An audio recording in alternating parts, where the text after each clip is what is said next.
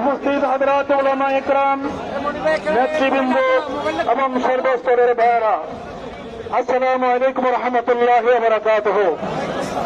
আমার ভাইয়েরা বন্ধুরা, সময় অত্যন্ত সংক্ষিপ্ত। আজকে এই লক্ষ লোক এখানে আমরা জমায়েত হয়েছি সরকার পতনের দাবি নিয়ে নয়, কাউকে ক্ষমতায় পাঠাবার জন্য নয়। আজকে আমরা একটা দাবি নিয়ে এসেছি, সেটা হচ্ছে আমাদের শহীদ হওয়া ভাই আল্লামা রইসুদ্দিনের খুনের বদলা এবং তার বিচারের প্রার্থী হয়ে। আজকে বিশ্ব অবাক হয়ে তাকিয়ে আছে। একটা খুনের বিচার চাওয়ার জন্য এত আন্দোলন করতে হয়, খুনের বিচার চাওয়ার জন্য আন্দোলন করতে হয়। বিশ্ব সভ্যতায় এরকম দৃষ্টান্ত দেখা যায় না। অথচ আমাদের সরকার নির্বাক হয়ে তাকিয়ে আছে, আমাদের পুলিশ বাহিনী নির্বাক হয়ে তাকিয়ে আছে। আমার মনে পড়ে, আমার এই এক ছাত্র, আমাদের এই সুন্নিয়তের আন্দোলনের অন্যতম রকিব, সে মৌলভীবাজারের মাওলানা আলাউদ্দিন আখুন্দি, সে যুক্তরাষ্ট্রে খুন হয়েছিল। খতিব, একটা মসজিদের খতিব ছিল। যুক্তরাষ্ট্রের যে কোনো একটা রাজ্যে সে খুন হয়েছে। আমি ভেবেছিলাম যে এর কোনো প্রতিকার হবে না। আশ্চর্য, ওই সমাজ ব্যবস্থায়, ওই বিচার ব্যবস্থায় মাত্র কয়েক ঘন্টার মধ্যে খুনিকে অ্যারেস্ট করা হয়েছে। অ্যারেস্ট করা হলো, আমি ভেবেছিলাম বিচার হবে না। তাকে সর্বোচ্চ শাস্তি দেওয়া হয়েছে যুক্তরাষ্ট্রের মাটিতে। অথচ একটা মুসলিম রাষ্ট্র হয়ে এখানে একজন খতিবকে এভাবে নৃশংসভাবে হত্যা করা হলো। বিচার তো আমরা পাচ্ছি না, বরঞ্চ ওই আল্লামা রইসুদ্দিনের উপরে তারা বহুতান চাপিয়ে দিয়েছে।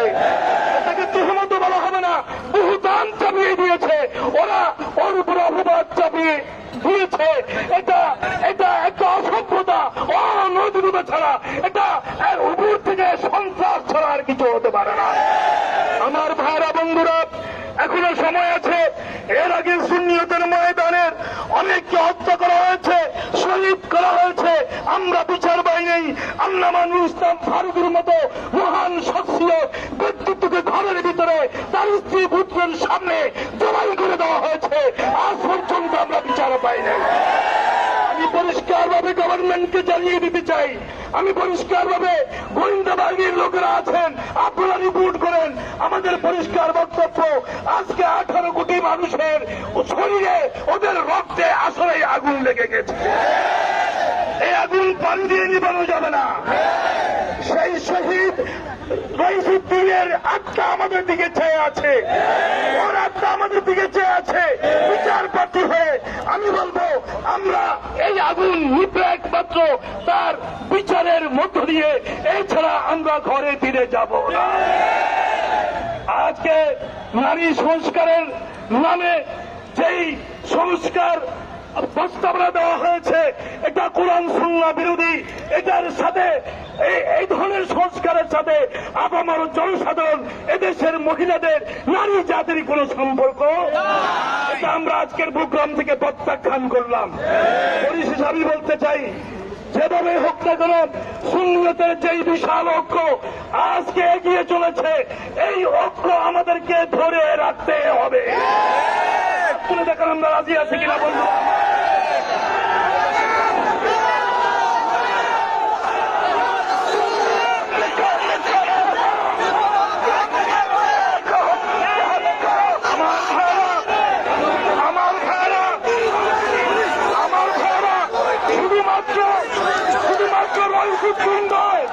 আমরা যদি আমাদের এই শিক্ষাধারা ঐক্যকে ধরে রাখতে না পারি, তাহলে আমাদের নসিবে অনেক দুঃখ আছে।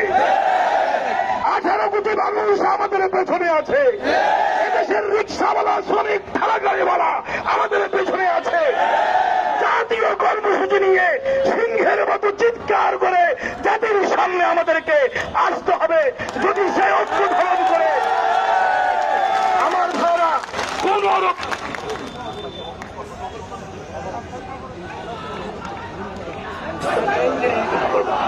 আমার ভাইরা, আর কথা বলার অবকাশ নেই। আমি ঐক্যবদ্ধভাবে আমরা হাত ধরে, কে বড় মহাদ্দেশ বাদ দেন, কে বড় ফকির বাদ দিয়ে দেন, কে বড় নেতা পায়ের করে দিয়ে দেন, আমরা সবাই সুন্নিয়তের আন্দোলন দলের এক একজন কর্মী এই রাজপথ থেকেই কে নেতৃত্ব নিবে আল্লাহর পক্ষ থেকে ফয়সালা এসে যাবে, নেতৃত্বের ফয়সালা আর সাথে হয়ে যাবে। আমরা মাঠে কাজ করবো ইনশাআল্লাহ। এই আহ্বান জানিয়ে আমরা আল্লাহ মাইরুদ্দিনের আত্মার সাথে আমরা এই বিচার এটা না পেয়ে আমরা ঘরে ফিরে যাব না, ওর সাথে আমরা এই ওয়াদাবদ্ধ হয়ে আমরা রাজপথে থাকবো, ঢাকায় থাকবো, চট্টগ্রামে থাকবো, দেশের সর্বত্র থাকবো, এই শপথ ঘোষণা করে আমি শেষ করলাম। আসসালামু আলাইকুম।